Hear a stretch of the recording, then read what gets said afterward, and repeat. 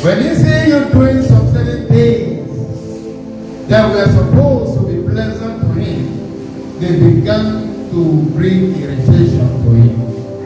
Why? Said because of your sin. Beloved brethren, I don't know the sin in you as a person has indulged of in that will not allow God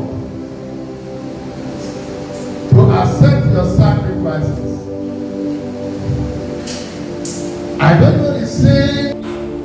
Our God is a God that reads the minds and the heart of the man.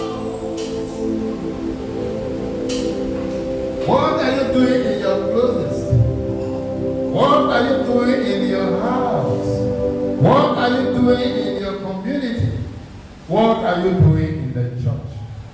What are you doing in Nigeria? The Lord knows it all about it. It cannot be hidden before God. It's not hidden before God.